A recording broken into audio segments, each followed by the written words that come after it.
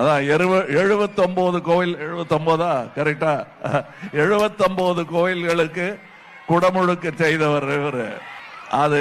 அதுல என்னங்க பெரிய விஷயம்னா, ராஜராஜ சோழனை விட ஜாஸ்தி இவர் செஞ்சிருக்கிறது. அதெல்லாம் வேண்டாங்க, தமிழ்நாட்டுக்காக செய்தேன் என்கிறார் அவர்.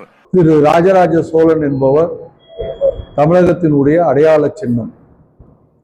திரு சேகர் பாபு என்பவர் தமிழகத்தினுடைய அவமான சின்னம்.